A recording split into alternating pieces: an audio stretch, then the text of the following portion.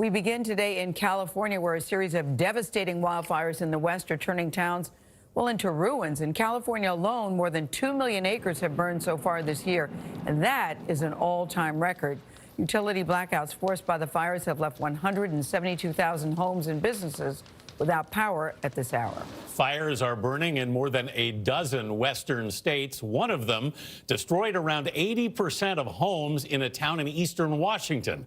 And smoke grounded an overnight helicopter mission to evacuate dozens of hikers trapped in the mountains near Fresno. Jonathan Vigliotti is in Alder Springs in Northern California. Jonathan, the scenes around some of these fires are really frightening. And good morning to you. And these are the kinds of unbelievable conditions that rescuers are facing this morning, and why they simply can't get to those campers that are trapped deep inside this forest. This wildfire is creating its own weather system. It is simply growing out of control, and there are not enough firefighters to hold it back. Military pilots attempted several remote rescue operations Monday to try and evacuate trapped hikers and campers near Fresno, California. But heavy smoke from the devastating creek fire stopped them at their every turn. They weren't able to land several attempts throughout the day. Authorities expanded evacuation orders in communities near Fresno Monday as the creek fire continued to burn out of control. This thick plume of smoke was seen from an airplane. The blaze decimated the town of Big Creek, including Toby Waite's home.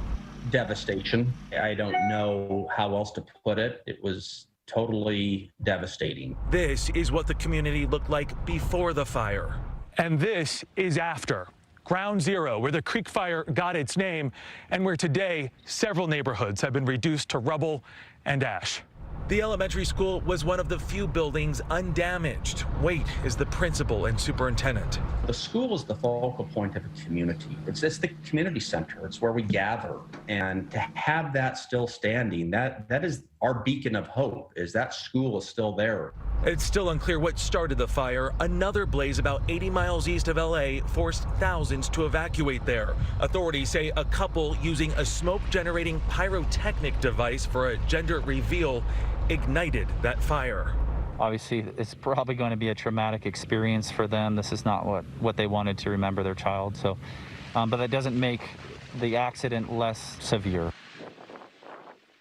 Thousands of people are under a mandatory evacuation. Those orders are expected to expand today as this fire continues to expand more than 130,000 acres and growing this morning. Back to you. Be careful, Jonathan. Thank you.